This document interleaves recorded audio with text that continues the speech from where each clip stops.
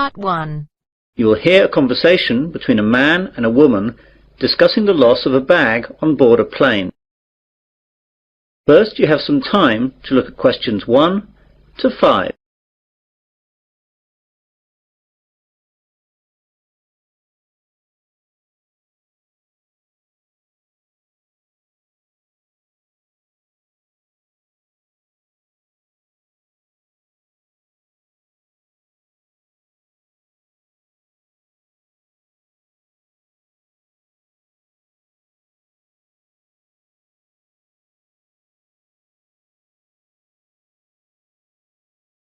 Listen carefully to the conversation and answer questions 1 to 5.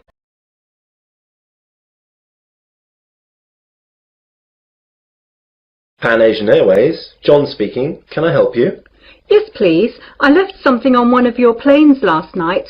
I got this number from the operator. Is this the right number to call? Yes, madam. This is the right number. I just need you to tell me your name to start with so I can fill out a lost property form. Kirsty Allen. That's KIRSTYALLEN. Right, I've got that. Now, what happened last night? Well, I was on a flight last night from New York to London that landed at 12:30 a.m. We were delayed a while in New York, so that when we eventually landed, I was so tired that I accidentally left my handbag on the plane. Did you report this to anyone last night? No, I'm afraid not. I didn't notice until I got home, and then it was really too late to phone. Very well, madam. Let me take a few details for this form, and I'll see what I can do. OK, so the name is Kirsty Allen. And what's please? 48 Wyndham Road, Richmond. The postcode? R16GH7. Good, I've got that. Now, your telephone number? Well, my home number is 020-8927-7651. And my mobile is 07754-897-432. I'm sorry, I didn't catch the second one. What was the mobile again? 07754-897-432. Thanks. Now, do you know the flight number of the plane you were on last night? Oh yes, hang on a second. I've got my boarding pass stub right here. The flight number was PA356. No, I'm sorry, PA365. That's it, 365. And does the boarding card stub say what seat you had? Oh yes, it was E6. And you said that it was New York to London Heathrow. Is that right? Yes, that's right. Before the conversation continues, you have some time to look at questions 6 to 10.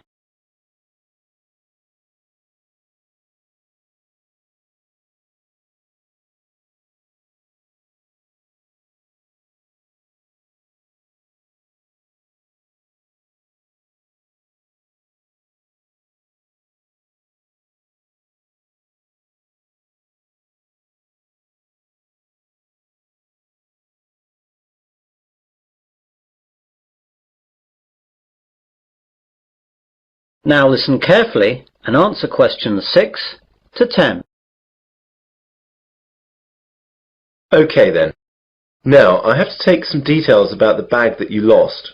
It was a handbag, yes? That's right. Could you describe it to me? Well, I guess it just looks like any regular handbag. It's very dark red with black handles, and the catch on the top is gold-coloured. Does it have any distinguishing marks? Not really. It's quite new, you see, so I haven't scratched it or anything. It's got a brand name, but that's just inside the bag when you open it, under the catch. OK. Now, can you tell me what was inside the bag? Quite a few things, actually. Not my passport, of course, or I would never have got out of the airport. My purse is inside, and that's got about $200 and about £70 cash. There is also my credit card and some membership cards. Good. I'll just write that down. Anything else in the bag? A small paperback that I was reading, some makeup, my work keys, but not my house keys, thank God, and a couple of pens. Have you informed the police about the loss of the card? Yes, and I've also cancelled the card with the credit company. Right. Now what I'll do is to contact the lost property, which is where your bag will have gone if it was found. I'll give you a call back within an hour and tell you what the situation is. If you haven't had a call within an hour and a half, call back this number and ask for me. My name is John, okay? Yes, that's great, John. I'll speak to you later. Goodbye. Goodbye. That is the end of part 1. You now have half a minute to check your answers.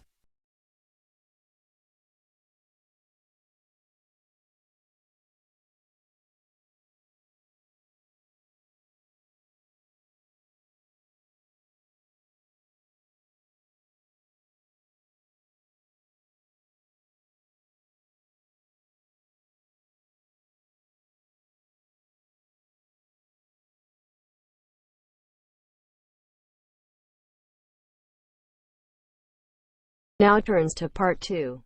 Part 2. You will hear a man giving a welcome speech to new students at the University of Westley. First, you have some time to look at questions 11 to 14.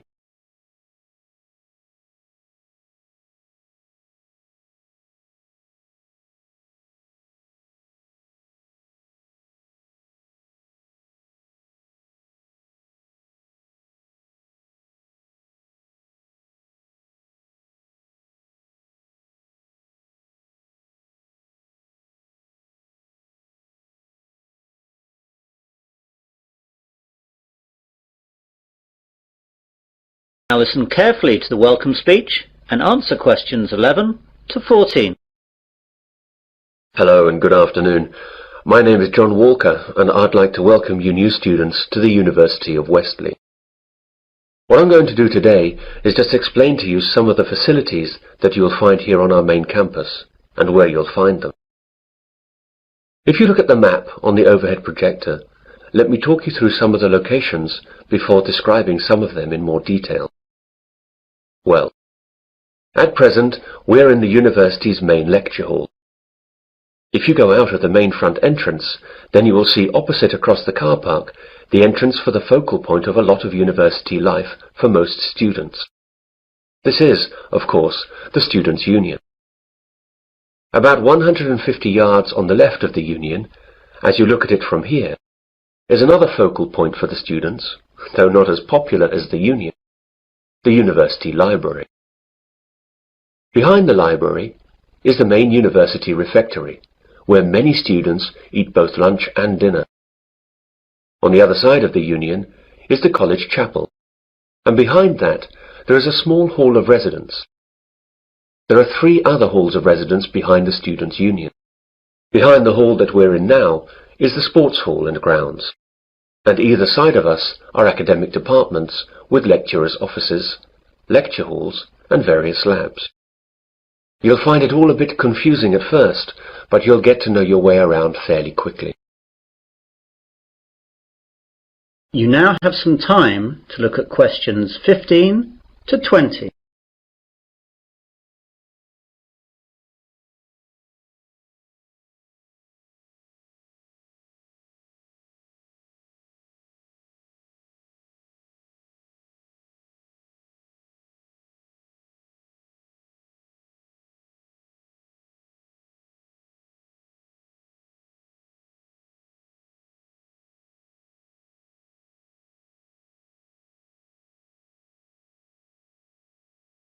Now listen to the rest of the welcome speech and answer questions 15 to 20.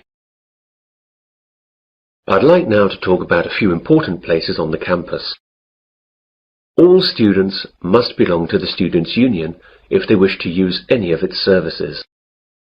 It's very cheap, and we certainly recommend that you join. The Union provides a bookshop covering all the course books at the university, plus lots of other titles for a range of interests. You can eat and drink at the Union. There is a Fat Phillips on the ground floor, serving a wide range of fast foods and drinks. Then there is the main Union bar up on the first floor.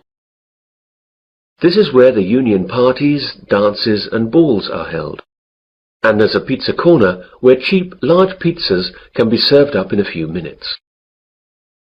Other areas that will be of interest to students are the welfare office, the travel office, and the club's office. The club's office will get you in touch with all the clubs that are part of the Students' Union.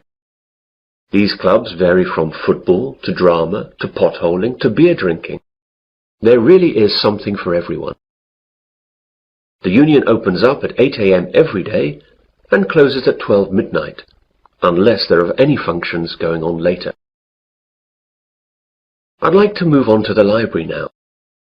This is where a lot of you will, I hope, be spending a lot of time over the next 3 or 4 years, working and doing research. Of course, this isn't as exciting as the social aspects of university life, but of course, it really is the main reason that you are all here. I therefore urge you to get over there as soon as you can, as you have to register, and then you can have a look around.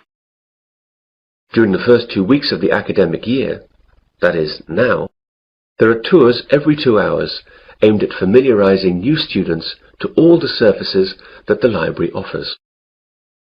The library is open from 9 a.m. to 9 p.m., though it stays open later during final exams.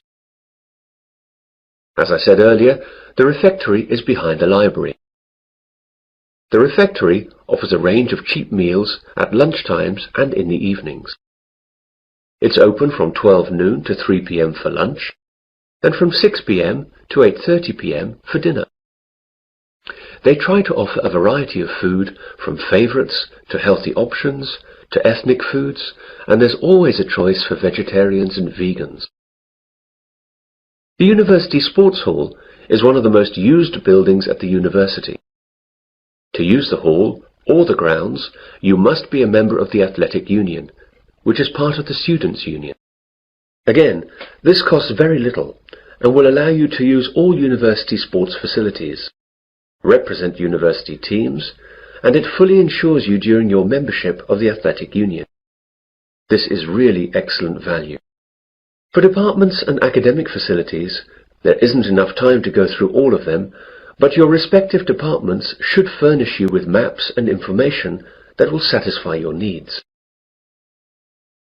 For all services offered at the university, I recommend that you purchase a Discount Plus card. This card costs £50 and lasts for the academic year. It will then give you discounts on all services at the university. For instance, a £4 meal at the refectory would be reduced to £2.50. It will also give you free usage of the late-night minibus that the university runs to places off campus, which normally costs £1. You can see that it wouldn't take very long to make it worthwhile. The cards can be bought at the Students' Union. Well, that's what I have to say for the moment. Now, are there any questions? That is the end of part 2. You now have half a minute to check your answers.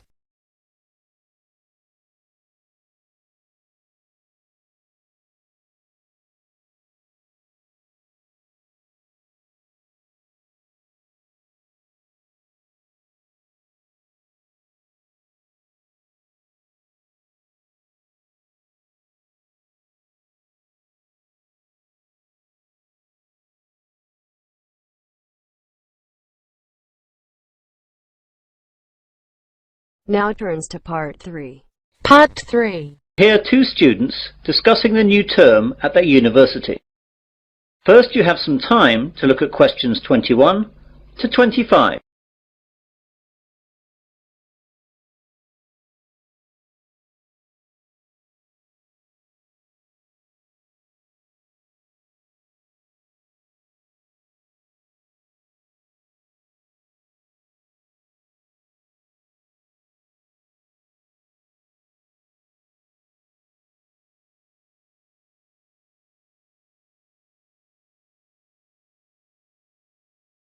Now listen carefully and answer questions 21 to 25. Hey John, I didn't know you were here at university yet. When did you get here? Oh, just yesterday, Thursday. I've got some stuff to get sorted out for the start of my second year, as I've just got some new subjects. Today I've got to sort out my timetable. It seems like I've got quite a lot to do this year. When did you get here? I've been here since Tuesday. What classes are you doing this year then? Well, I'm continuing economics, of course, as that's my major, but I'm taking an extra maths class and I'm dropping Spanish so I can take up French. What about you? My major's the same as yours, of course, but I'm going to continue the same classes as last year as I like them so much. They're history and music. What's your Monday timetable like?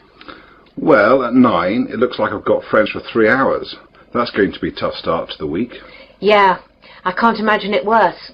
I've got history for 3 hours, which will kill me.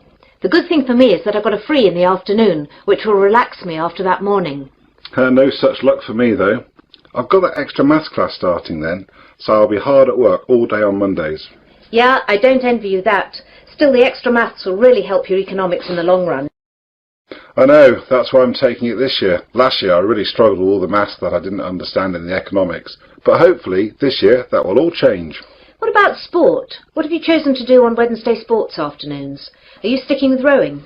I'd love to, but the rowing club storeroom got broken into and the boats were damaged, so it's not possible till the club can get enough money to repair or replace the boats. They're really expensive, so that'll take quite a long time. So as I can't do that, I'm going to try out squash. What about you? I'm going to do the same as last year. Volleyball. That's good. It's in the main sports hall like the squash. I'll be able to see you a lot this year. Yeah, it looks like that. You can help me with the maths that I don't understand.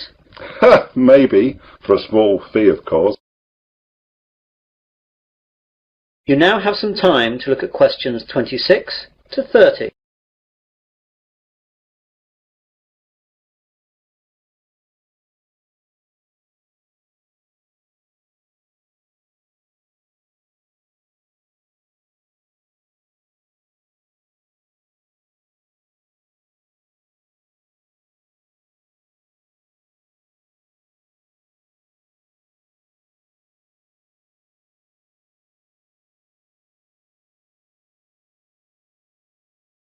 Now listen to the rest of the discussion and answer questions 26 to 30. I know it's early, but do you know anything about the first assignment that we have to do? Yes, it's already up on the economics faculty notice board. There's a choice of essays up there. I think there are about 10 you can choose from. I can't remember any of the titles though, apart from the one that I think I'm going to write about. What's that one then? It's about the short-term future of third world economies. Ooh, I don't like the sound of that. It seems very wide-ranging. It is, but remember that I spent some of the summer vacation travelling in Africa and Asia, so that has made me more interested in the subject, and I've also got some first-hand ideas on the subject. Does the essay list mention how long the essays have to be and the deadlines? Yes, you remember last year all the essays had to be 3,000 words in length. Well, that's gone up by 1,000 words. Oh no, they'll take ages. I know. I was hoping that they'd stay at 3,000 words, or only go up to 3,500. But no luck, I'm afraid. What about the deadline? The first one has to be in by the 30th of October, and the second one by the 30th of November. It looks like one essay a month like last year. Well, at least that hasn't changed. But as it's the end of September now, that leaves only a month to get the first one done. I'm going to have to get onto that straight away. Yes, you'd better. If you want to talk about it, I'm going to be at the campus cafeteria at 1:30 for lunch. We could go over some questions. I can't then, as I'll be in the sports hall working out. How about 3 this afternoon at the Economics Common Room? That seems okay. We'll be right by the economics course office where the questions are. So that'll be convenient for checking up. On them. Okay, see you then. Bye. Bye. That is the end of part 3. You now have half a minute to check your answers.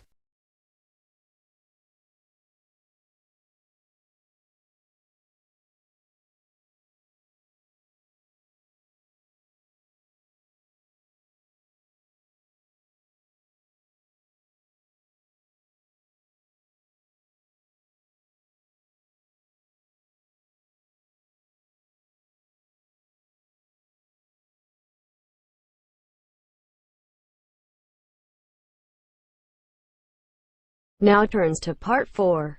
Part 4. You'll hear part of an environmental sciences lecture. First, you have some time to look at questions 31 to 40.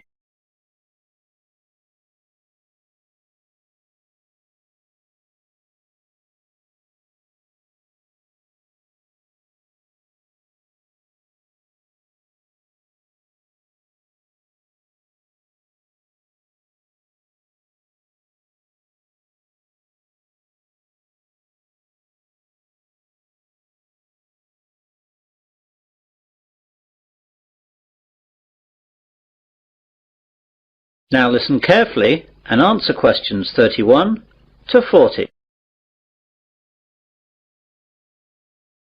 Good morning, everyone. My name is Professor Wilson, and I'm lecturing you today as part of your Environmental Sciences course.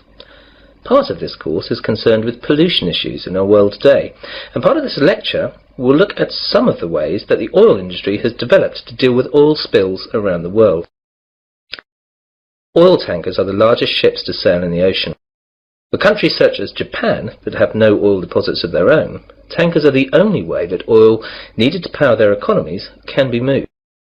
They are designed to hold millions of barrels of crude or refined oil in reasonable safety and without damage to the environment.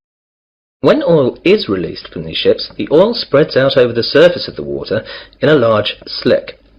These oil slicks can cover hundreds of miles and they cause huge environmental damage. Oil is released for varying reasons. Accidents while loading and unloading and deliberate spills account for many slicks today, but it is ships hitting other ships or rocks which is the major cause of slicks. Because oil slicks are so damaging to the environment, numerous ways of containing them and cleaning them up have been developed. In previous years, slick cleaners would sometimes try to set fire to the slicks and burn them off, but that is rarely done nowadays because, surprisingly, nearly all oil slicks consist of compounds that aren't flammable. Combustibility comes after refining. The 4 ways of cleaning up oil spills that we'll look at today are as follows: the containment boom, chemical detergents, the sponge, bacteria. The containment boom is the most common method of cleaning up after an oil spill. Barriers are erected in the water and the oil is then sucked up. Basically, a containment boom is just a large float that surrounds and contains the slick. This method is cheap and straightforward, however only functions in very calm seas. Another method to clean slicks is to spray detergent solution from airplanes or boats directly onto the spill. Depending on the detergent, 2 things can happen. One possible result is that the oil can break up into clumps, which sink to the bottom of the ocean. Although these clumps are themselves hazardous, the problems caused by the clumps are much easier to deal with than the problems caused by oil slicks. The other possibility is that the oil then breaks down, which are soon spread and become harmless. This method is well suited to dealing with the larger slicks. A negative aspect is that often the chemicals remain in the water, and they can kill fish and other marine life. A Berlin-based company has developed an alternative method for cleaning up oil spills. EcoCarbon has invented a giant sponge made of lignite resin that sucks up the oil, preventing it from harming the environment. The sponge comes as a mat, which contains crushed coal, whose small granules can soak up large amounts of oil. The process is safe and cheap. The sponges have so far withstood small-scale testing in pools of water with miniature oil slicks. A unique advantage is that once the oil is absorbed into the mat, it remains fixed there permanently. The downside, however, is that the mats become toxic waste. Scientists are also trying to improve other methods to fight oil spills. At the scenes of oil spills around the world, they found bacteria that seem to have an appetite for the toxic black sludge. Now the scientists are breeding these bacteria and studying them to determine which is the most effective at reducing oil levels. Eventually they hope to put the best bacteria to work in helping clean up after oil spill disasters. The bacteria actually use the oil as food. As the bacteria reproduce, they eat more and more of the slick until it finally vanishes. Eventually, this method should be cheap, easy to administer, and be completely eco-friendly, as when the slick is gone, the bacteria's food source is gone, and they die, leaving nothing behind at all. So far, this method has no discernible drawbacks. Well, that's the end of the section of the lecture on cleaning up spills. This subject is an optional essay for your course. You'll find the reading lists and essay questions on the faculty notice boards along with a deadline for submission. If you choose it, seminars will be held at a later date. That is the end of part 4. You now have half a minute to check your answers.